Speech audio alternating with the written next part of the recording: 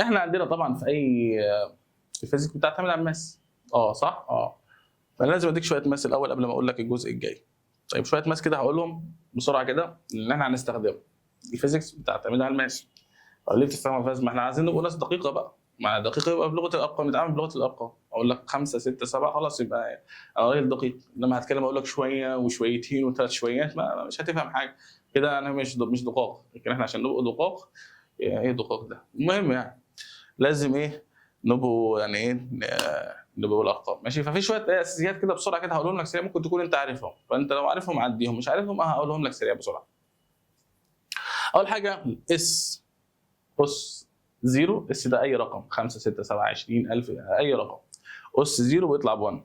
جت منين؟ روح اسال بتاع الرياضه. انا الراجل بتاع فيزياء، انا بقول لك المعلومه وخلاص. يعني انت مش لا انا عارف بس انا مش هقولها لك يعني. اس 1 بيساوي اس 1 اس باور 1 ايكوال اس. ماشي. طيب بعد كده لو قلت لك 1 اوفر اس باور اكس، لو قلت لك تعالى بقى ايه نشتغل بقى ايه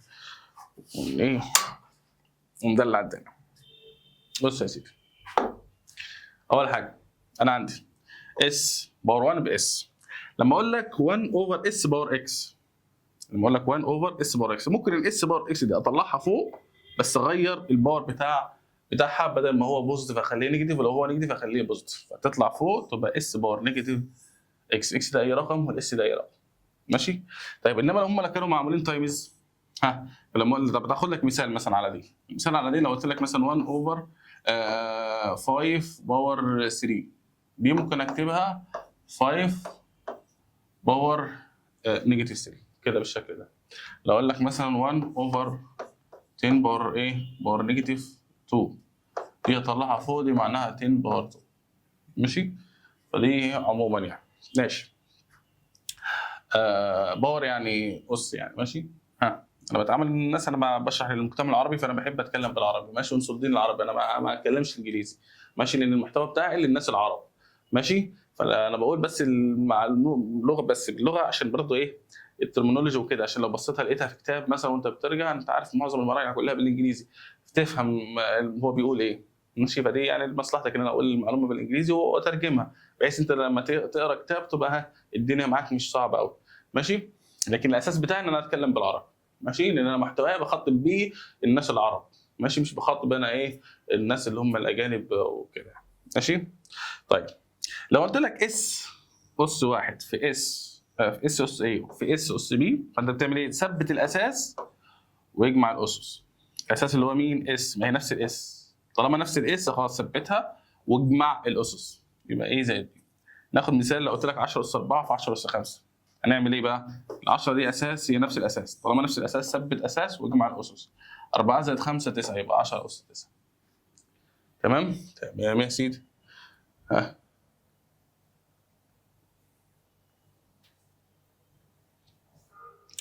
مثال تاني. لو قلت لك 10 اس 4 في 10 سالب 5، خلاص ثبت ال 10. 4 زائد ناقص 5، خلاص يبقى كأن سالب 5 زائد 4 اللي هي هتبقى سالب 1. يبقى 10 اس سالب 1. 10 سالب 1 دي ممكن ارجعها تاني لاصلها على فكره. يعني يعني ممكن انزلها تحت واكتبها 1 على 10. ماشي. ما هي اس سالب 1 ينزل تحت يبقى 10 يعني يخليك مرن يعني بقى. ماشي. يلا نيجي بقى لو قلت لك هم هنا لو كانوا لو هم كانوا ضرب بقى كنت بعمل كنت بجمع الاسس. هنا بقى لما يكونوا هم اسمه بطرح الاسس. ماشي. لما اقول لك اس اس على اس اس بي، خلاص يبقى ثبت الاس طالما نفس الاساس اهو ثبته. بعد كده تقول ناقص بي. الاس اللي فوق ناقص الاس اللي تحت. مثال 10 اس 4 على 10 اس 2، خلاص نفس الاساس اهو 10، خلاص ثبته. اطرح بقى 4 ناقص 2 2 يبقى 10 اس. مثال تاني، وده اللي معظم الطلبه بتتلخبط فيه، اللي هو بقى؟ لما اقول لك 10 اس 3 على 10 اس سالب 5، فواحد يعملها بدماغه ويتلخبط. ماشي. يقول لك 3 ناقص 5 يبقى سالب 2. غلط. ماشي. ليه؟ لان احنا بنطرح الاسس. طب اصلا في سالب، فسالب السالب بيبقى موجب. ماشي. فانت ريح نفسك واعملها بالاله الحاسبه. ريح نفسك واعملها بالاله الحاسبه. طيب نفهم بس الاساس وبعد كده ايه يبقى انت اعملها في الحاسبه. هنا نفس الاساس يبقى ثبت الاساس اهو. 3 ناقص 5 يديك يعني كانها ايه 3 زائد 5. 3 زائد 5 ب 8 يبقى 10 أس 8. بس يا سيدي. طيب نكمل. بعد كده ايه؟ لو انا معايا قوس ده ماشي في رقم مضروب في رمز اس بي وكلهم جوه قوس اس ايه، في الحاله دي نعمل ايه؟ قال لك نزل الايه دي عليهم كلهم. طب بتنزل ازاي؟ الرقم ده بتنزل عليه فوقيه عادي يبقى ان اس ايه عادي، الرص ده يبقى فوق ده. طيب وبالنسبه للراجل الطيب ده ينزل يتضرب في الاس بتاعه. يعني هو اس بي يبقى البي دي تتضرب في الايه، يبقى اس ايه؟ ايه في بي. ناخد مثال. لو قلت لك مثلا 4 في اس 3 الكل اس 2، نعمل ايه في الحاله دي؟ خلي بالك هنا ضرب مش زائد او ناقص، هنا ضرب. في الحاله دي بعمل ايه؟ بنزل اس اضربه في الاس ده وانزل ده اخليه فوق ده. طيب على فكره يعني انا بضربه هو اصلا واحد فعشان كده هو ايه بقى 2. يعني لو كان رقم تاني مثلا 2 مثلا فساعتها كنت هضرب 2 في 2. يبقى 2 خلاص هو واحد دلوقتي فهو ايه؟ يبقى اس 64 في اس 2 في 3 يبقى ب 6 يبقى 16. 64 ب 16 اس ايه 6. طيب نكمل. نيجي بقى ايه الجزء اللي جاي ده يعني ايه جزء مهم جدا ولذيذ جدا يعني. ماشي انا قلت لك الحاجات دي يعني ايه؟ يعني عشان تستفيد بيها في الحياه اللي جايه. ماشي لان طبعا الفيزيكس كلها يعني لازم تراكميه. يعني الفيزيكس ماده تراكميه ماشي. يعني ايه؟ يعني ما ينفعش تاخد حاجه قبل حاجه. ليه؟ لان كل حاجه هتلاقيها بتعتمد على الحاجه اللي قبلها. فدي من ضمن الحاجات الاساسيه في كل فروع الفيزيكس ان انت ايه تعرف تحول. انت تعرف تحول. طيب دلوقتي مسافات مثلا ما بين النجوم والاقمار هتلاقي من النجوم يعني مجرات هتلاقيها ارقام كبيره جدا. فانا لو عايز اكتب الرقم ده المسافه اللي ما بيني مثلا وما بين مجره اندروميدا هكتب 1 واكتب 0 0 0 0 0 يعني انا مش هخلص. طب انا هقعد فاضي انا اكتب ده كله؟ انا فاضي يعني اسيب حياتي انا واروح اقعد اكتب في اصفار؟ انا مش هينفع الكلام ده. قال لك يعمل ايه بقى؟ قال لك خلاص يبقى انت بدل ما تكتب الاصفار دي كلها حط رقم 10 اس ايه عدد الاصفار دي. ماشي. فدي باور اوف تنس زي ما انت هتشوف دلوقتي في فيديو كده. حاجه عبقره بصراحه. حاجه يعني ايه حاجه ايه حاجه جامده الصراحه. فانت هتشوفه كده هتستمتع يعني. المهم فانا عندي مثلا ايه يعني الليميت بتاع الكون زي ما انت هتشوف برضو في الفيديو 10 اس 26 دي اقصى حاجه شفناها. الديستانس عشان نوصل للقمر عايزين 10 اس 11. يعني 10 اس 11 يعني 10 او 1 وجنبيه 11 صفر. ماشي بقى كده اكتب متر. فاهم انت الفكره؟ اللي هو 10 مليون او 10000 ايه مليون متر. طيب لا او 100000 مليون 100000 مليون يعني اصلها صفر تبقى مليون. ماشي. طيب يعني مسافه شاسعه جدا. فانا مش هقعد اقول الكلام ده كله انا كل شويه اقول 100000 هي 10 اس 11. قطر الارض او يعني الدايمتر بتاع الارض 10 اس 7. طبعا الهيومن دايمنشن غالبا بيبقى في حدود اللي هي المتر متر وربع متر ونص مترين بالكتير. فاهم؟ طيب الخليه مثلا الدايمتر بتاع قطر الكره. انت عارف كرات الدم الحمراء اللي في جسمك دي لما تنزل دم الدم ده بيتكون من كرات بيضاء وحمراء كلها. قطر الحمراء دي بيبقى حوالي 10 سالب 5 متر. حاجه صغيره جدا ما تشوفهاش. يعني انت ما بتشوفش كرات الدم الحمراء انت بتشوف الدم كله احمر. المهم هنا 10 سالب 10 ده مين؟ ده الريدس بتاع مين؟ الاتوم. الاتوم ده الذره اللي احنا وصلنا لها بتبقى ايه 10 اس ايه سالب 14 سالب 10. ماشي. النواه بقى اللي جوه الذره النواه اللي جوه الذره قطرها 10 اس سالب 14. حاجه يعني ايه صغيره جدا. ماشي. هقول لك برضو المعلومه سريعا كده. انت عارف انت لو مسكت يعني الاتوم يعني اتوم يعني ايه ذره. ارسطو زمان كان بيقول لك ان الذره ده عرفها ان الجسم غير قابل للانقسام. يعني ايه؟ لو انت جبت عوده كده وكسرتها نصين وكل نص قسمته نصين وكل نص قسمته نصين كله هتفضل على طول لحد ما توصل لكده لحاجه صغيره كده اسمها الذره مش هتقدر تقسمها نصين. طبعا الكلام ده قاله زمان جدا، بعد كده ايه ما اكتشفوهاش غير قريب يعني، في القرن ال 19 وكده. الذره دي بقى ايه، عملوا بيها عليها ابحاث لحد ما اكتشفوا انها بتتكون من الكترونات بتلف حوالين نواه، والنواه دي بتتكون من بروتونات ونيوترونات، والنيوترونات دي جواها كواركات. يعني ما تدخلش نفسك في القصه دي، انا مش عايز اتوهك وعايزك تتضايق والكلام ده، اهدى كده انت كويس ماشي يعني ايه، اسمع المعلومات كده ايه بسلاسه كده ماشي. يعني سيب المعلومه تدخل، ما ايه ما تعكننش نفسك. خلاص انا دي اخر حاجه وايه وهمشيك يعني ماشي. بص يا سيدي، ستاندر فورمولا دي طريقه سهله ان احنا نكتب بيها ارقام زي ما قلت لك ماشي. طيب فانا عندي مثلا الرقم ده كام؟ الرقم ده 74000 صح؟ طيب هل انا مضطر ان اكتب الارقام دي كلها؟ لا مش مضطر تكتب. وليه؟ المفروض في بوينت هنا بس احنا ما بنكتب، نضحك عليك ما بنكتبهاش. ليه؟ لان مالهاش لازمه في الوضع ده. طيب البوينت دي عشان تيجي هنا محتاجه تمشي كام خطوه؟ تعال نشوف، ادي 1 2 3 4. خلاص يبقى اكتب 4.7 بس وخلاص. طب البوينت جبتها هنا، انت مشيت كام خطوه قلت لي؟ 1 2 3 4. خلاص يبقى انت رفع 10 اس 4. فالرقم ده يكافئ الرقم ده. عشان ايه؟ لما تيجي مثلا في الاله الحاسبه تطلع الرقم ده، انت تلاقي لك في الاختيارات ارقام بالشبه ده. ايه يا عم ده يا عم، مش قاعد في الحاسبه ولا حل غلط ولا ايه، وانت تكون حل صح يعني. فانت تبقى فاهم ان انا لما بحرك العلامه بزود الاس بعدد العلامات حركتها كم مره ماشي. فانا بحرك الشمال على الشمال، بحرك العلامه ناحيه الشمال بزود الاس، بحرك العلامه ناحيه الشمال بزود الاس. طب لو العكس بقى، رقم زي ده، الرقم ده مش فاضي اكتب الاصفار دي كلها. العلامه هنا صح؟ طب العلامه دي عشان اجيبها هنا همشي كام خطوه؟ عد معايا، 1 2 3 4 5 صح؟ واروح اكتب العلامه، يبقى اكتب 2.1 اهي، انا وصلت لحد هنا فاكتب الرقم ده. طيب انت مشيت كام خطوه؟ 5، يبقى 10 اس سالب 5 بقى، لان انت مشيت ناحيه اليمين. يبقى انت لما تمشي ناحيه الشمال، بنعمل ايه؟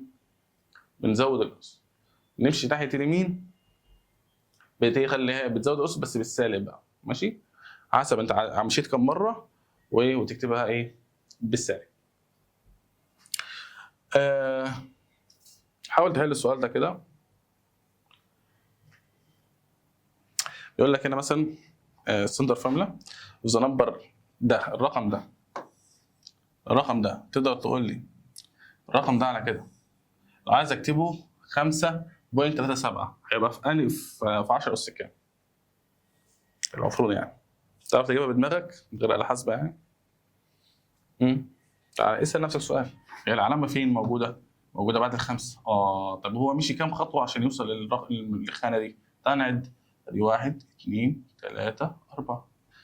انت مشيت ناحيه الشمال ولا مشيت ناحيه اليمين؟ مشيت ناحيه الشمال، يبقى احنا طالما الشمال يبقى بزود الاس، يبقى 10 اس 4. انا مشيت 4 خطوات يبقى 10 اس 4 ماشي. تعال بقى ايه نشوف الفيديو يفهمك يعني قد ايه انت في الكون ماشي. الفيديو ده اتعمل سنه 1977، اتعملت منه فيديوهات كتير بعد كده يعني، واحدث واحسن وانقى وكل حاجه، بس انا حطيت الفيديو ده لانه بحب ادي الحق لان اول ناس فكروا في الفكره دي، لانها فكره عبقريه بصراحه، ان هو يجيب لك ابعاد الكون بالنسبه لك وكده، كانت فكره عبقريه. فانا جبت اول فيديو، بالاضافه ان هو يعني ايه عملها بطريقه حلوه، ان هو بيجيب لك مربع كده على المسافه اللي هو مشيها كده، فانت تبقى متخيل الموضوع بشكل افضل. بس في فيديوهات انت ممكن تشوفها وتبحث عنها في النت، اللي هو ايه باورز اوف 10، هتلاقي ايه فيديوهات كتير في الموضوع ده. تعال نشوف الموضوع ده. الفيديو ده باختصار بعنوان باورز اوف 10، يعني اسس 10. اسس العدد 10 في الرياضه، احنا بدل ما بنكتب مثلا 100 نكتب 10 اس 2، بدل ما نكتب 1000 نكتب 10 اس 3، وبدل ما نكتب مثلا مليون بنكتب 10 أس 6. ده لسهولة الكتابة يعني. تعال بقى نشوف العدد ده لما نطبقه على المساحات بتاعة الكون. في البداية هنا أسرة، راجل اهو بياخد قيلولة كده وبينام. دلوقتي لو بصينا كده احنا هنا 1 متر مربع كده قاعدين في المساحة دي، هم في 1 متر مربع. لو بعدنا شوية هنلاقي إن المساحة دي هي عبارة عن 10 متر مربع. بنبدأ نبعد أكتر ونوصل ل 100 متر مربع. 100 متر تقدر تاخدهم ماشي عادي. بعد كده بنقدر نوصل ل 1000 متر اللي هم بقى كيلو. دي الكيلو ده تقدر العربية مثلا تمشي في 10 ثواني.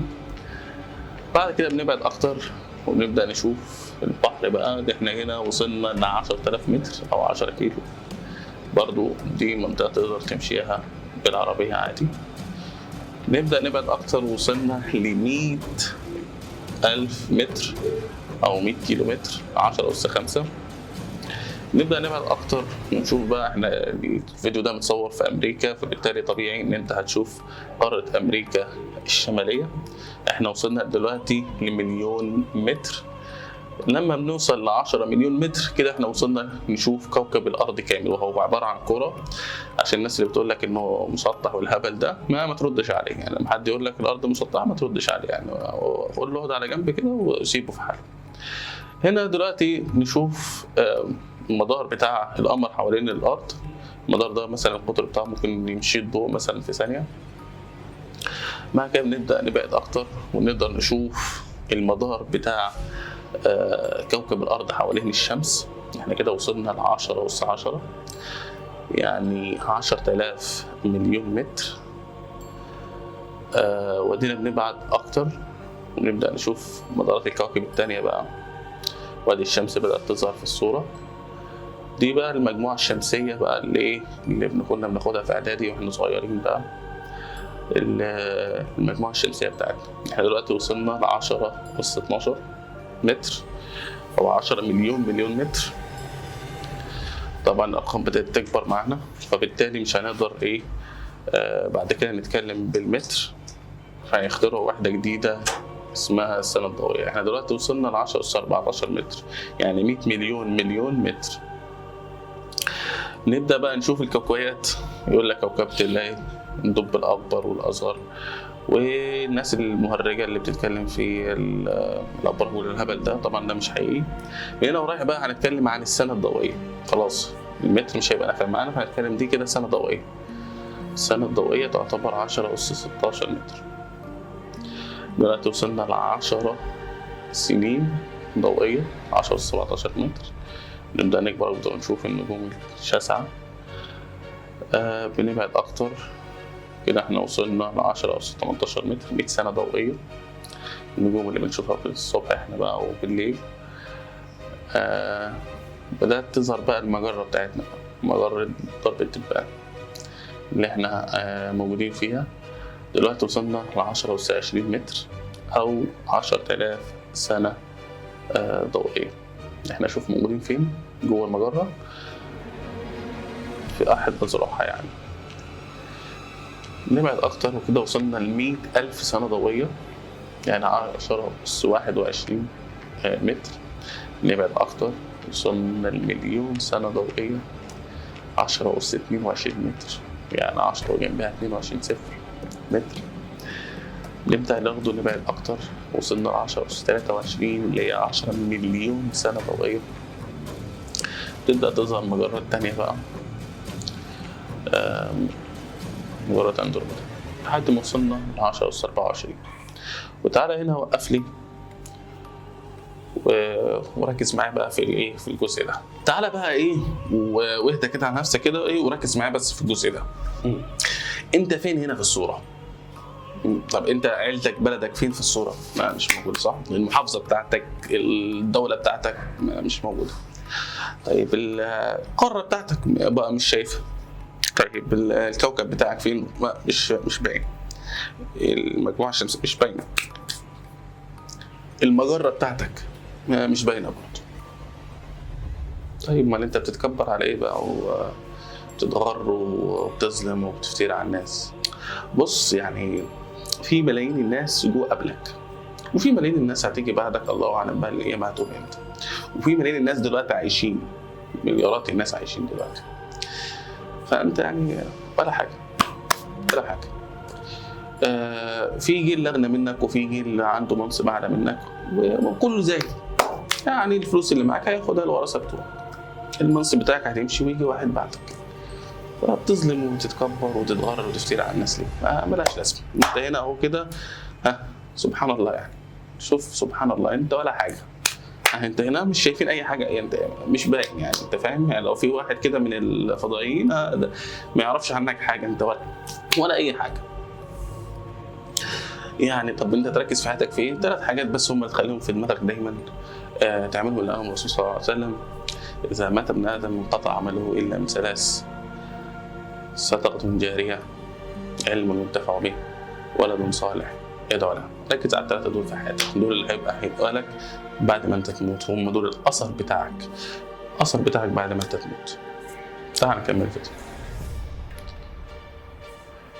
هيبدا دلوقتي بعد ما وصلنا لحدود علم البشر، يعني ده هنا يقف علم البشر. نبدا نرجع لكوكبنا، نرجع على الطريق بتاعنا بقى، السفينه الفضائيه اللي بتمشي بقى بسرعه الضوء بقى اقصى. يعني دلوقتي وصلنا، بنرجع اهو تاني. نرجع بدأنا اهو، قربنا نوصل اهو. احنا دلوقتي نشتغل بالمليون متر.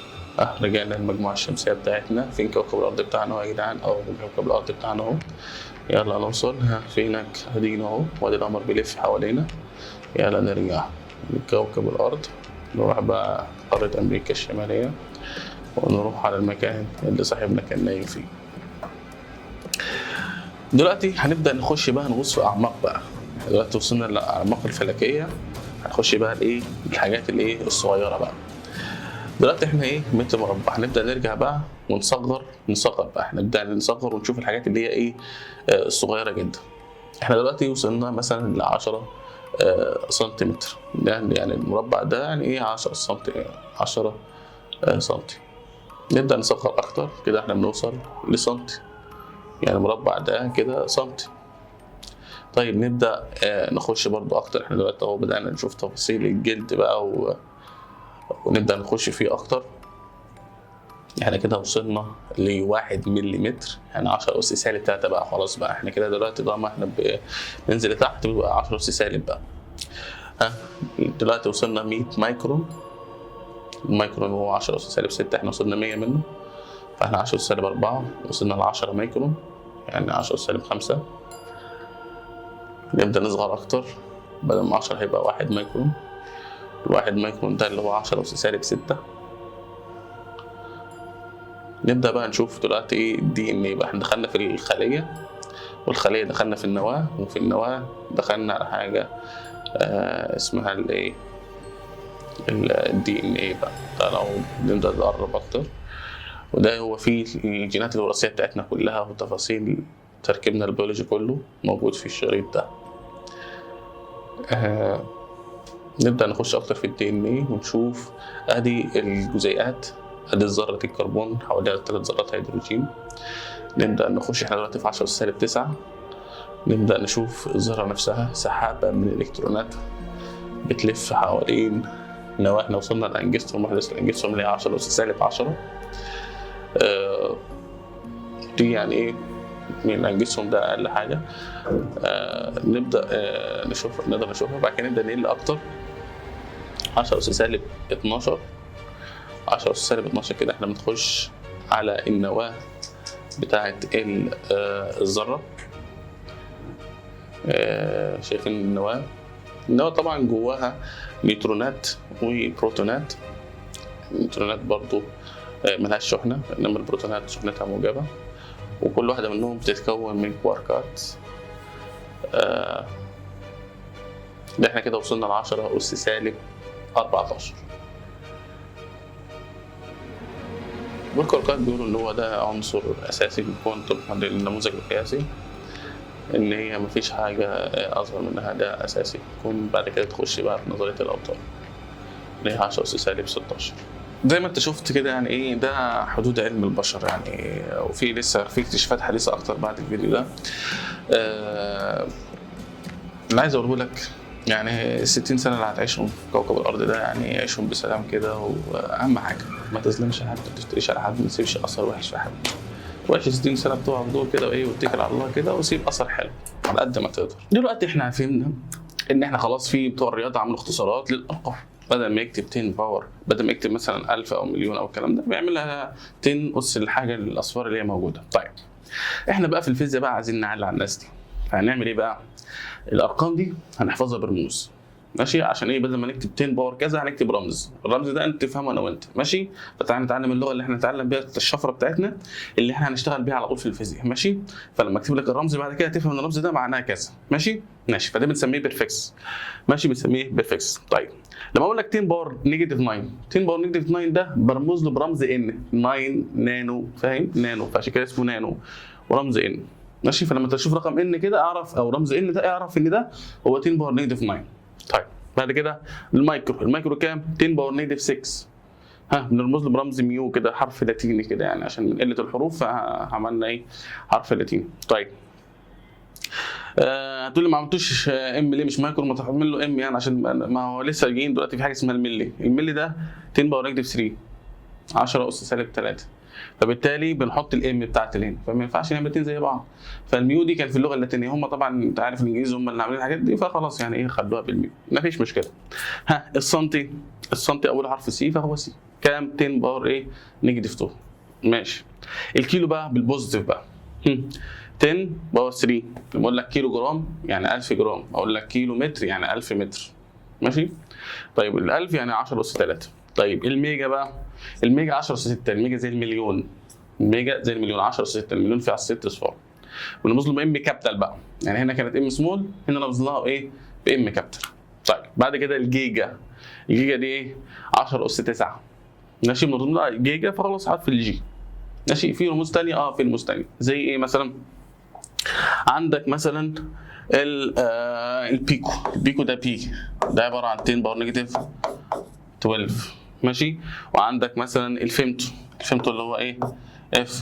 الفيمتو ده يا شباب ده اللي احمد زويل خد عليه جائزه نوبل، اللي هو قدر يجيب كاميرا تصور التفاعلات اللي بتحصل في الفيمتو ثانيه. الفيمتو ثانيه يعني ايه؟ 10 باور نيجاتيف 15، رقم صغير جدا جدا جدا جدا، ماشي؟ فده بنسميه الفيمتو. في بعد كده زيتا ومش عارف ايه لحد ما توصل لجوجل، جوجل ده اصلا رقم يعني، ماشي؟ طيب نيجي بعد كده لايه؟ التحويلات بقى، ازاي احول من حاجه لحاجه، ماشي؟ طيب عشان احول عندي طريقتين، بص كده، to convert from any unit. الستاندر يونت انا عارف خلاص، احنا الستاندر يونت احنا عندنا ايه هم؟ ها المتر، ها والسكند للتايم، والكيلو جرام للماس. فهو اداني في اي مساله بقى، احنا داخلين في الفيزيكس بقى وشغالين في الجد كده، احيانا يروح ايه ما يديهانيش للصاي يونت اللي احنا متفقين عليها، احنا خلاص اتفقنا عليها الصاي يونت خلاص، ماشي؟ فهو يجي في النص كده يلعب وما يديهانيش بيهم، فانت ما ينفعش تحل المساله غير لما تحول. فازاي تحول؟ ها تعالى نتعلم مع بعض ايه ازاي نحول. بص يا سيدي، لو قال لي 5 نانو متر، فانا طبعا ما بشتغلش بالنانو، فاعمل ايه بقى؟ هشيل النانو واحط ليه الرمز بتاعها، هو النانو بكام؟ 200 باور نيجاتيف 9، خلاص يبقى شيلها وحط 200 باور نيجاتيف 9، يبقى عباره عن ايه؟ 10 هيبقى 5 تايمز 10 باور نيجاتيف 9، بس خلصت. يبقى ده انا كده حولت، يعني انت تشيل الرمز وتحط قيمته، فيبقى الرقم بتاعك 5 نانومتر ايكوال 5 تايمز 10 باور نيجاتيف 9 نانومتر. دي الفكره الاولى. طب افرض العكس، انا عايز احول من حاجه من الستاندر مثلا وعايز احولها لاي بريفكس ثاني. على سبيل المثال انا معايا مثلا 6 امبير، امبير ده يونت بتاعت الالكتريستي، الكرنت، الكتريك كرنت الكتريستي، وعايز احولها للملي امبير، ماشي؟ طيب اعمل ايه بقى؟ بالراحه خالص، هنا مفيش ملي صح؟ انت عايز تحط ملي صح؟ حط الملي واعمل تايمز العكس اللي موجود بتاعه، يعني ايه؟ الملي بكام؟ 200 باور نيجاتيف 3. طيب اكتب 6 اهي تايمز 10، هي المفروض نيجاتيف 3 بس انت رايح لها مش جاي منها، تروح ايه تخليها باور 3، يعني ايه؟ بتعكس الاشاره، بتعكس الاشاره. يبقى انت لو جاي منه بتحطه زي ما هو، انت رايح له بتعكس الاشاره بتاعت الباور، تمام؟ طيب فيبقى على طول، او انت تعمل ديفايدد برضه، تعمل ديفايدد نفس الرقم، يعني هنا بنعمل تايمز هنا بنعمل ديفايدد، او تعكس الاشاره بتاعته، الاثنين صح. فيطلع لك ايه؟ 6 تايمز 10 باور 3 ملي امبير. طيب بعد كده لو انا عايز احول من حاجه مش ستاندر لحاجه برضو مش ستاندر، اعمل ايه بقى؟ هتعمل الخطوتين اللي فاتوا، يعني هتعمل الخطوتين اللي فاتوا، اللي جاي منه هحطه زي ما هو، واللي رايح له بعكس اشارته. طيب واحده واحده. ادي مثلا 4 سنتيمتر، ال4 ادي ال4 اهي تايمز السنتي احطه زي ما هو عشان انا جاي منه 10 باور نيجاتيف 2 تايمز الكيلومتر المفروض 10 باور 3 صح، بس انا رايح له يبقى اعكسه صح، يبقى 10 باور نيجاتيف 3. نعمل ايه بقى؟ دول تايمز ونفس البيز يبقى 4 تايمز 10 باور نيجاتيف 3 بلس 2 تبقى 5. بس ادي كده. طريقه ثانيه ان انت زي ما هنا تضرب في اللي رايح له، تضرب في اللي جاي منه وتقسم على اللي رايح له، تضرب في اللي جاي منه وتقسم على اللي رايح له. تاني تضرب في اللي جاي منه وتقسم على اللي رايح له. ماشي؟ دي طريقه التحويلات، اي يونت تحول بيها بالطريقه دي. طيب عندي في وحدات ثانيه، في وحدات ثانيه زي ايه مثلا؟ تعال نشوف كده مع بعض. بص امسك واحده واحده كده. عندك اللتر، اللتر ده وحده حجم، اللتر وحده حجم فوليوم. ماشي؟ احنا طبعا الفوليوم المفروض بيتقاس بالمتر باور 3 او بالمتر مكعب، انما هنا لو ادالك باللتر تحولها ازاي؟ بتعمل 10 باور نيجاتيف 3. يعني اللتر الواحد هو عباره عن 10 باور نيجاتيف 3 من المتر مكعب، او هو عباره عن 10 باور 3 سنتيمتر مكعب. يعني اللتر الواحد فيه 10 اس 3 سنتيمتر مكعب. ماشي؟ يبقى اي لتر ميه، لتر لبن كده. على فكره يا شباب اللتر غير الماس. يعني ايه؟ يعني انت لو جبت لتر كاكولا مثلا ولتر ميه وحطيتهم على الميزان مش هيساووا بعض، ولو جبت لتر مثلا لبن ولتر مثلا زيت مش هيساووا بعض، لان ده وحده فوليوم. ماشي؟ فكثافتهم مختلفه، فطبيعي ان الماس بتاعتهم هتبقى مختلفه. طيب المينت طبعا بتساوي 60 ثانيه، اي دقيقه 60 ثانيه، اي دقيقه 60 ثانيه، والساعه جواها 60 دقيقه، فاضرب 60 في 60 يطلع لك 3600 ثانيه، يعني الساعه فيها الرقم ده. طيب في يونت ثانيه اسمها الانجستروم. طيب الانجستروم ده بكام؟ ده ب 10 باور نيجاتيف 3، وده ما بيستخدمش غير فين؟ غير في الطول بس، في الاطوال بس، يعني في اللينس بس. يعني ما اقدرش استخدم انا مثلا انجستروم للزمن او للماس. الانجستروم بيستخدم دي وحده الطول، زي مثلا للزمن مثلا اللتر ده بيستخدم في وحده ايه؟ وحده الطول بس. والزمن مثلا الساعه والمينت ما ينفعش المينت والدقيقه دول استخدمهم مثلا في الطول او في الكتل، لا هو بستخدمهم في الزمن بس. زي نفس الفكره الانجستروم ما بستخدموش غير في الايه؟ في الطول بس. هو بيساوي 10 اس سالب 10. طيب بعد كده الطن برضه ما استخدموش غير في الكتل بس، في الماس بس، عباره عن 1000 كيلو جرام او 10 كيلو جرام، ده واحد طن. تعالى بقى نحل شويه امثله برضه عشان نفهم ازاي بنحول في الامثله. تعالى كده اول سؤال بيقول لي ايه؟ the distance from Cairo from Alex to Cairo، يعني من اسكندريه للقاهره 250 كيلومتر. تقدر تحسبها لي بالمتر والسنتيمتر؟ اقدر. اول حاجه دي 250 كيلو متر صح؟ ايوه. انا عايز احول المتر، يعني عايز اشيل الكيلو. يبقى 250 في الكيلو بكام؟ كيلو يعني 1000، يعني 10 اس 3 متر. 3 اصفار، يعني انت تزود تحط 3 اصفار جنب ده، يعني 250 1 2 ادي الواحد اهو اتحط، وهنحط 3 بعد كده بس يا سيدي. يبقى ده لو تقرا الرقم ده يبقى كام؟ 250 ألف متر، هو 250 كيلو و 250 ألف متر. ماشي؟ طيب مش عارف الرقم ده يعني حقيقي ولا مش حقيقي، بس لو عايزين نحوله بس بالسنتيمتر بعد كده. انا دلوقتي انا في متر وعايز اروح للسنتيمتر، اعمل ايه بقى؟ انا رايح للسنتيمتر صح؟ فعندك طريقتين، يا اما تقسم على 10 اس سالب 2 يا اما تعكس الاشاره، تضرب في عكس الاشاره، في معكوس الاشاره. طيب فتعالى بقى، يبقى ده انا هضربه في 10، هي المفروض السنتي انا رايح له، فهو المفروض ب 10 اس سالب 2، انا رايح له يبقى بعكس، يبقى 10 اس 2. 10 اس 2 انت هتزود لي صفرين هنا كمان، يبقى 205 0 ادي الثلاث اصفار هم كانوا قاعدين، واحط صفرين تاني كمان. ماشي؟ غالبا بعد كل 3 اصفار بتحط علامه، يعني كده 25 مليون سنتيمتر. ماشي يا باشا؟ جميل جدا. يلا السؤال اللي بعده. هي فعلا المسافه بين اسكندريه والقاهره 250 كيلومتر يا بيبو؟ من القاهرة اسكندرية 250 كيلو؟ ماشي. خش على السؤال اللي بعده. ووتر تانك اوف فوليوم 5 متر مكعب، عايزينه بقى بالسنتيمتر مكعب. ركز معايا واحدة واحدة. أول حاجة الخمسة هكتبها زي ما هي، ادي الخمسة في أنا رايح للسنتي صح؟ انا ايه رايح للسنتي. طيب السنتي المفروض بكام؟ ب 10 سالب 2، يبقى انا رايح له بقى اخليه 10 اس 2، هو 10 سالب 2 فرايح له في 10 سالب 2. بس هتلاقي ان هنا ايه في مكعب صح؟ يبقى انت لازم ايه تحط مكعب فوقيه. طيب ماشي. هو انا في حاله ان انا بيبقى في اس وفوقيه اس بنضرب الاسس في بعضها، يبقى 5 في 10 اس كام؟ اس 6 سنتيمتر مكعب. ماشي. يبقى انت لما تحول بتروح لحاجه بتعكس الايه الاشاره بتاعتها. ماشي. يبقى انت عندك التانك ال 5 متر مكعب دول بيبقوا 5 مليون سنتيمتر مكعب. ماشي. السؤال اللي بعده بيقول لي ايه الكتريك كارنت تنستي مديهولك 7 ملي امبير، عايز يروح فين؟ عايز يروح للمايكرو امبير. سهله جدا، ادي 7 من ملي يبقى اضرب زي ما هو الملي ب 10 سالب 3 عشان تفتكرها. بس الملي 3 سنات، اللي يعني حرف الام فيه 3 سنات، فالملي 10 باور نيجاتيف 3. وبعد كده انا رايح للمايكرو، المايكرو يبقى اعكس اشارته، المايكرو هو 10 باور 6 انا اعكسه 10 باور، هو المايكرو 10 باور نيجاتيف 6 فانا رايح له يبقى اعكسه يبقى 10 باور 6. ماشي.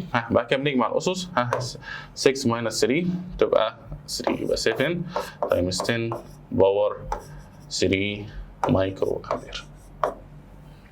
ماشي. طيب نبدا نصعب اكتر. هنا بيقول لي ايه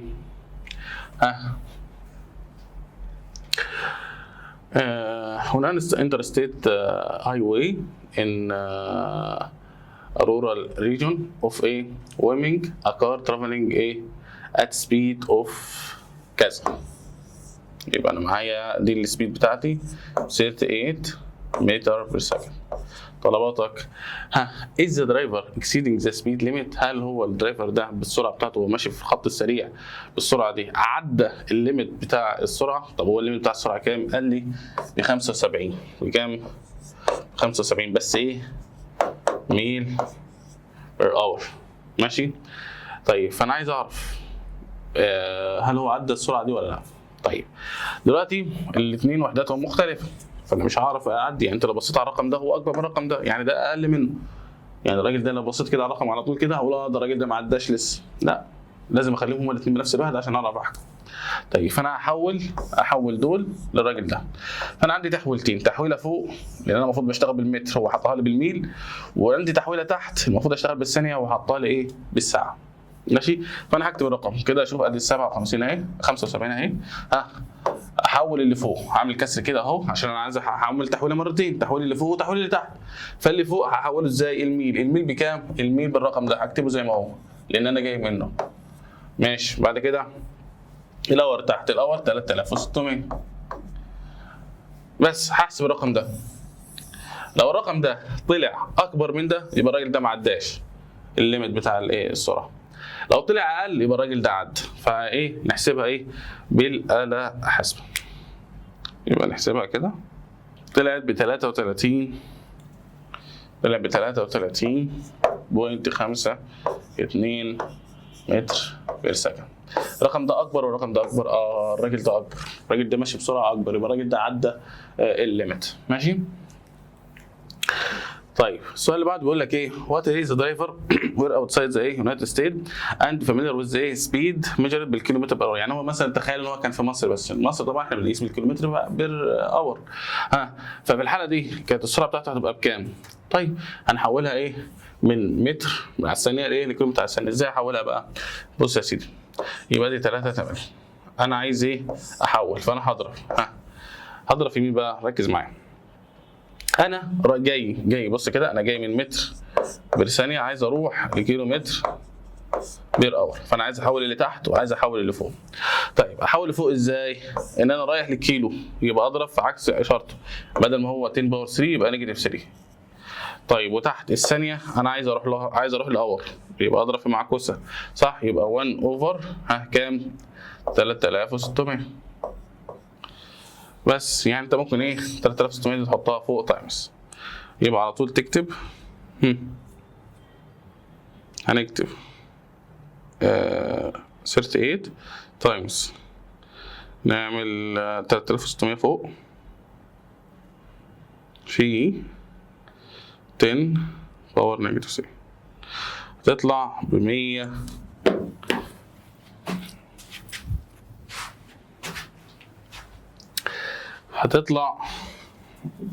هتطلع ب 136.8 كيلو متر بير اور. ماشي، دي سرعة كبيرة. طبعا عندنا في مصر دي عد السرعة على حسب الطريق، يعني انت هنا كده انت عديت المية، فالمية كده انت كبير جدا وتاخد برضو ايه مخالفة. طيب بص يا سيدي، برضو في تحويلة بسيطة. انت ايه لو انت عايز تحول عموما من كيلو متر على الساعة لمتر على الثانية، الرقم ده يخلي لك الدنيا. اللي هو ايه بقى الرقم ده؟ تعال نحسبه كده. هنقول 10. انا هوريك دلوقتي حاجة تحسب لك ايه على طول بقى، تحفظه ويدي لك الحاجة على طول. 36 5 على 18. بص يا سيدي، بص كده، دي عشان تثبتها عموما في حياتك. دلوقتي لو انت عايز تحول من كيلو متر بير اور عايز تروح لمتر بير ثانية، ده عموما انت شغال هنا في مصر بكيلومتر على الساعة. لو عايز تحولها للغة بتاعت الفيزياء تضرب في كام؟ 5/18. طب لو العكس عايز ترجع اعكس بقى، يبقى 18/5. ماشي؟ فانت لو انا كنت عايز احسب السؤال ده، الرقم ده كنت على طول ضربت في كام؟ في 18/5. يعني ده لو ضربته في 18/5 يطلع لك الإجابة دي على طول. تعال نتأكد. 38 times 18/5 طلعت بنفس الرقم اللي هو 136.8. ماشي، فالرقم ده اكتبه في النوتس عندك، اللي هو 5/18 لما اجي احول من كيلومتر بير اور لمتر بير سكند. طيب اخر حته في الجزء ده، لو انا عايز اجمع حاجتين، مثلا بيقول لي ايه اف اكس حاجه اكس دي ب 200 جرام وواي ب 200 كيلو جرام، عايز اعرف 10 بلس واي يبقوا بكام. ما تقوليش بقى 10 بلس 10 20، خلي بالك هنا بالكيلو جرام انما هنا بالجرام، ما ينفعش اجمعهم على بعض كده. يبقى ايه، لازم اخليهم بواحده واحده عشان اعرف اجمع، يا اما تخليهم لي بالجرام يا اما تخليهم لي بالكيلو جرام. ماشي طيب فانا هخليهم بالجرام. ماشي، هخليهم بالجرام. يبقى ده ب 200 جرام عادي بلس ده عشان يتحول للجرام يعمل ايه؟ ده كيلو يبقى 10 تايمز الكيلو ب 10 باور 3 جرام. يبقى 10 بلس يبقى ده 10 باور 4 صح؟ 10 باور 4 جرام. 10 باور 4 يعني كام زيرو؟ تعال نشوف. 1 4 3 4 بلس 10 10 ايه؟ يبقى ده على طول بيساوي ايه؟ 1 0 0 10. ماشي؟ جرام كده انا جبتها بالجرام. طيب لو عايز ارجعها للكيلو جرام، حرك العلامه 3 مرات كده، يعني ده حوالي 10.01 كيلو جرام، او اقسم على 1000، يعني كاني قسمت على 1000 عشان احوله لكيلو جرام. ماشي جميل جدا. بس كده احنا كده فهمنا الجزء بتاع التحويلات، وده جزء مهم جدا اللي على اساسه بيتعمل على يعني كل المسائل اللي بنخش فيها ممكن يلعب لي فيها. يعني انت دلوقتي ما تنفعش تكمل معايا غير لما تفهم الجزء اللي فات كويس. ليه؟ في كل فرع من الفيزياء ممكن يجيب لي تحويل على الحاجات اللي فاتت دي على طول. فانت لازم تبقى تدخلهم كويس وتدرب عليهم كويس، عشان لما تخش في اي مثال ويجيب لك حاجه مش بالاس اي يونت تعرف تحولها. تمام؟ طبعا مش دول بس اللي هم الوحدات، دي في حاجات كتير في العالم، يعني وحدات تانية مش مشهوره يعني او مش فاميليار. يعني هتلاقي مثلا في حاجه اسمها الأونص اللي بيستخدموها في الحاجات اللي هي المعادن النفيسه مثلا زي الذهب وكده. وفي مثلا هتلاقي الرطل، وهتلاقي مثلا هنا القطار مثلا او حاجات كده يعني ايه، او القنطار هتلاقيه برضه هنا برضه موجود في مصر. وبرضه بيختلف من حاجه لحاجه. وفي برضه يعني انا قلت لك الفدان، في بعد كده القيراط، وفي السهم اقل من يعني الفدان 24 قيراط والايراد 24 ساعه. فدول برضه وحدات مختلفه. فانت ايه الحاجات دي لازم تبقى انت عارفها كراجل بتاع فيزياء، وازاي تحول من ده لده. خلاص انت عرفت ازاي تحول صح؟ فانت ما عندكش غير تعرف دي بتساوي قد ايه من دي. طيب اشمعنى الاس اي يونت تختار السيستم بتاعنا؟ عشان شفت انت الوحدات الثانيه هتلاقي فيها نص وربع وخمس وحاجات ايه وفراكشن وحاجات كده بايظه، انما احنا في النظام بتاع الاس اي لا، هو 10 باور كذا وخلصنا الموضوع. حاجه لذيذه كده في ايه وممتعه ومش صعبه يعني.